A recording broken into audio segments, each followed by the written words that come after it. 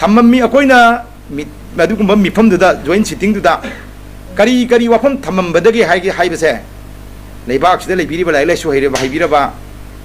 ममुत ताना खंगबिरबा मयामना थोलैबा propose अखोइगी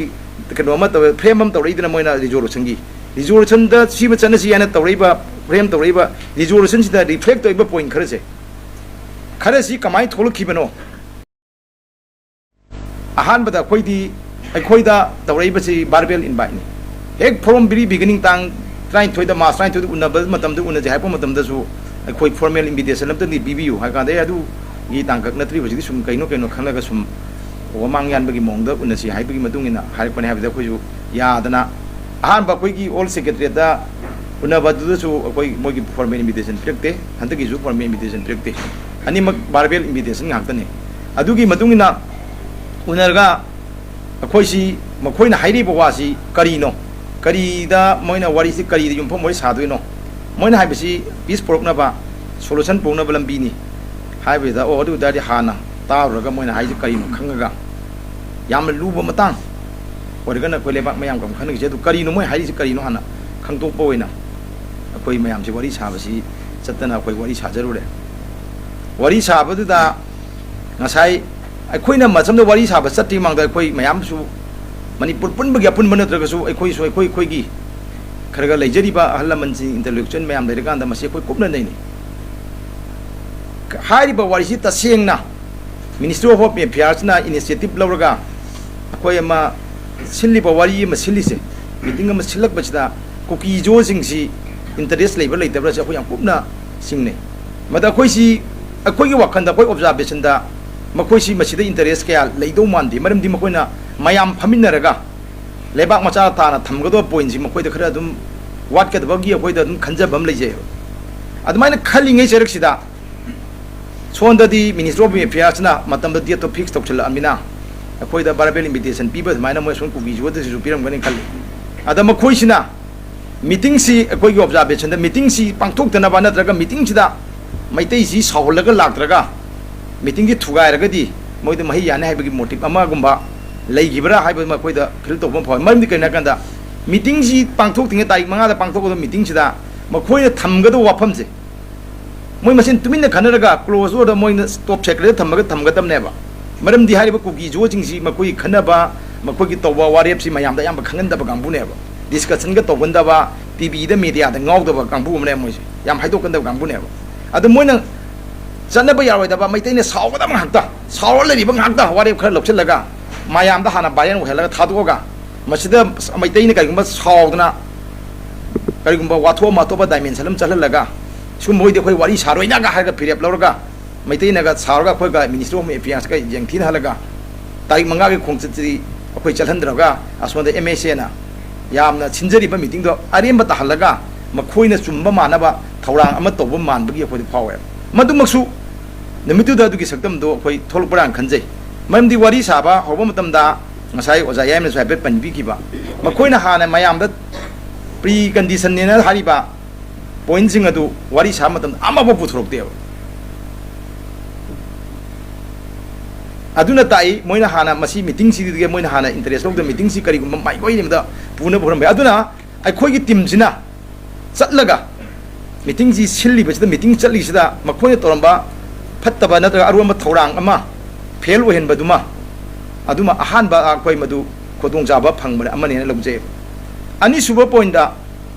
meeting dugi kana baduni ko khoi haje meeting dugi kana bje ani suba point da ngasai ministry of affairs ki kambu sing sina sahi ani muksi army ki khuthang do ibi ai nataga tongan intelligence ki khuthang do ai wari si tongan lorga kuki gi mai ke de loga kuki gi mai ke di yam ta ba mo gi su dum point khara chu me na khalm bai de yom bai akhoi gi mai ke ta ga akhoi gi na chu me kham da moida tawning da bani khangde confuse bani khangde michang nakan chang mai amal leram badu su phaduna open wena phamin na rakanda magi pon da hainer rakanda hainer rakma matam tanjam phangna ganda saw raba lebak sigi adugumba migi ministry amagi om adugi official mayam du tari bani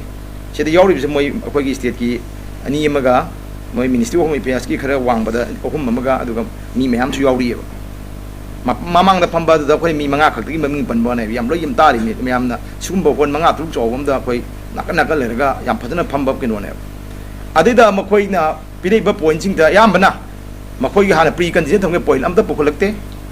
Chusampur side ki lakpa kampu jing duna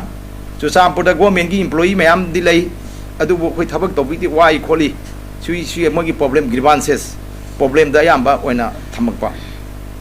aduga mogi chathok chasing gi khudong cha da ba khud da ba torga adonda chalakanda kari kagumba kanda makhoida kharaga blame to ge to ba matang yaw pa matam da khoi madu intervene to akhoina ai masi kena to no gumba langnar di tum wa loi si hari ba ngasi gi siliba meeting si belu le hen si aduna kari gumba na khoina blame game to raga di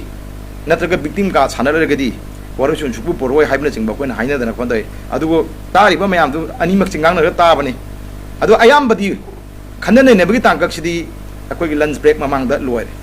pung trama thoi de gi na pung manga bau mari bau meeting chatha bai si lunch break mang da ngasai gi makhoina khoi nakal ani magi wafam ding tar matung da moi no tok chen bani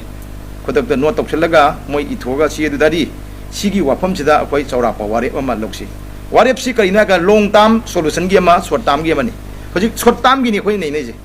ahan bagi short term gi si lor kan da masidi yar bi yeng ka ha kan da ai khoi gi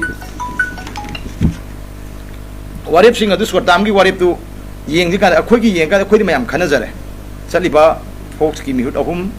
amuko gi mi rohum da khana kan da ai khoi di within 20 minutes da pire ba minister of affairs na propose resolution ma khoi propose resolution ma smaina sigi resolution smai wujine ga lorpa resolution du da khoi di yare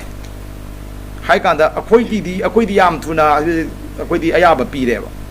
sigi de khoi di yare sida ta si short term solution ni na mathang lakpa mayam di kono sum lakadam ne adu han bi go ni si tawro sai ayaba pire kan da asonda mo tum nei na bida matam jam thieng gi ada aroi bedong phamin na matam da haujiki makhoi kangbu singna eke misra na khoi da pau tame makhoina hariba keno singsi moi soi to bung amaroi moi problem khar lei re ado eke misra na habdi moi ge problem khar lei bida khar luna hariga moi na di khoi network phang de mo khoi de mo hai kona tonga ma ado sumaina lei ka da ai khoi na hoji pamjari ba khoi na khanjari di hogdok ba ma lei dra ge aroi ba ma soi lei roi mayam si road map ba ma semak pa ne ba road map ba ma gi agdi khoi solution lak na ba khoi gi road map ama semak ban aduga ai khoina wari sajage koki ge wari sajage hairu busu natie ba koki da jo jing na kauraga chat ba su natie ba ministry of affairs ta gi lebak gi authority wori ba dugumba loisang ama da gi khoi loop ama da natraga loop khara da invite ai basi adum foreman chi rekti hai ba ni yam phajana khoi gi MSA gi official sing phone tori bini SIB gi official sing phone tor da tawbani na adu di masidi khoi chatlaga kari mo wari ka saraga kari no khoi gi su manipur gi wari ba manipur miam gi kino wakal lon sini aseng bana sini seng da bana sini khoi history ken false narratives miam mo ju tor ke to khoi dum intervene to adu khangi moi kino sing su ministry gi official sing su khangi sumaina wari sadom ba kai gumba khoi na chalam dra ba koki jo sing gi kampung chat da di moi na hai bang hak ta mak ta gi bata bane aduna ai khoi na मीन तमजलिबा सेमजलिबा साजलिबा मायामदो मधु खोई ngang थोपा कथन बम चंगे लुम्मग मी मतुंग वा ngang बा हाइना बम लै बेक बाइ तोबगाना अदुना तब फोन ngang ना बुदुनि थोंगा फबस अदुगी फोन ngang ना बा कोकी जो चिंगसिना नहानदगी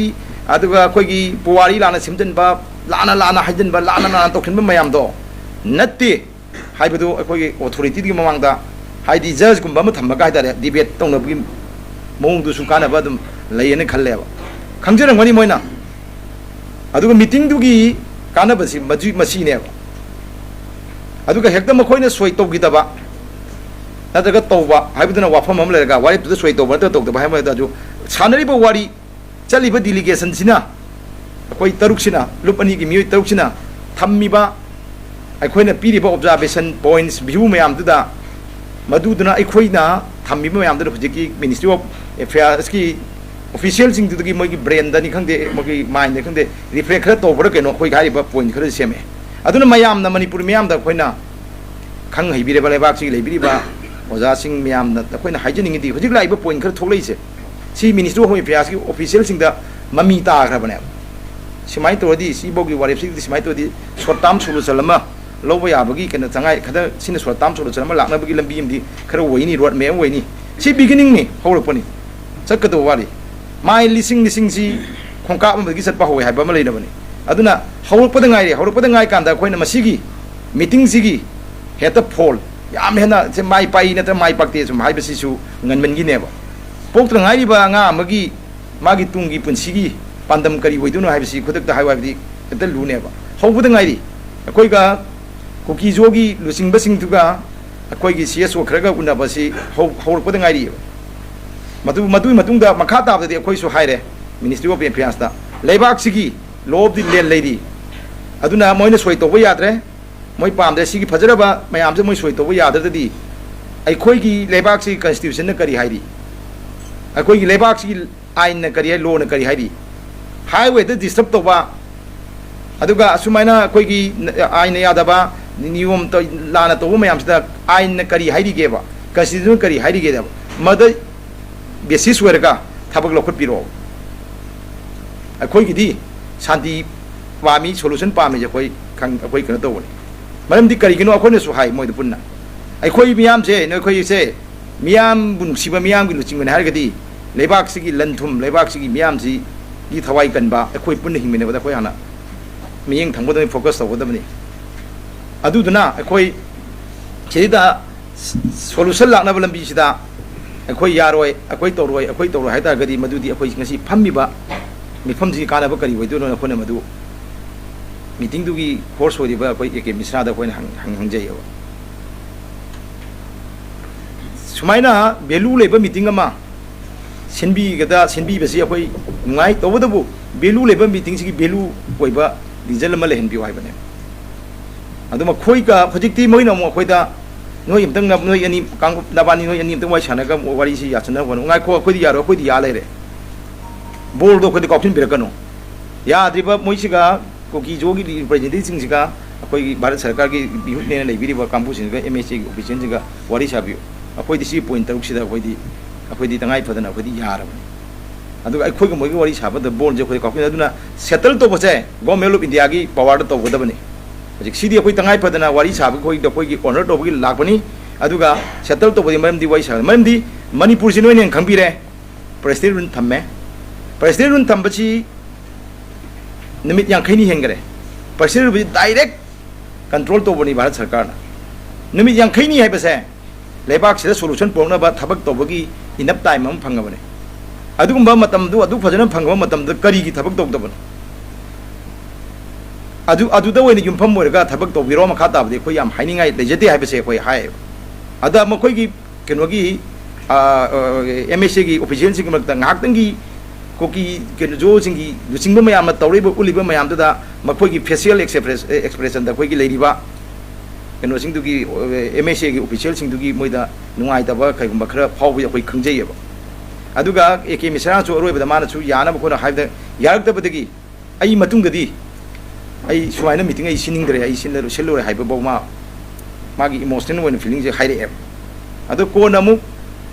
आईबी की जॉइंट डायरेक्टर दुना मु कोई मीटिंग म सिन्ना बंग तोके कोकेना कोना कोई लंबी थोलपदा लेपनरगा मीटिंग की फॉर्मली लोइरगा मतुंग सना बखोना बदा अदवाइदा लाइबने अदुना लेहौरिबा फिबम दो अदुनी अदुदा मसिरिदा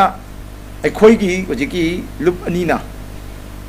कोइगी चटलिबसी मणिपुर मियामगी इंटरेस्ट की वांगमदा चचबन नचदे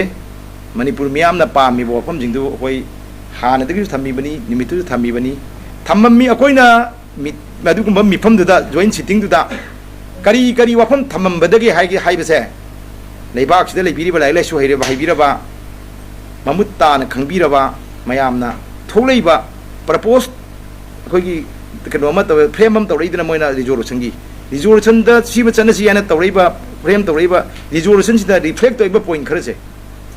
खरसि कमाई थोलखिबनो अदुगा मसीगी पॉइंट जिंगदा कुकी जो जिंग सोय तौ यादिसे असिगी पॉइंट जे कमाई थोलखिबनो हाइदादी सोंदगी लेरिबा टीम सिंगगी कोई हाइबाई जदबा इफट खर यावदना होनजबदगी खर थोलखिबने हाबिसि असिंगबा याम कॉन्शियस होयबा लमदम जिगी लाइलाइ सो हैरबा मी सिंगदी अयाम लोई खंगबिरंगने खंजैयो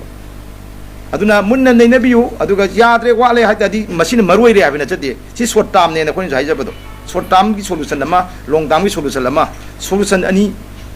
thirepod short term ki solution wedi huji huji ki di chai ba mai du hana muthat pam chang bani na kana na kamai to ba ka to ba habdi ko na la ka da ne bi hoi adu dum haina ga mai to jabane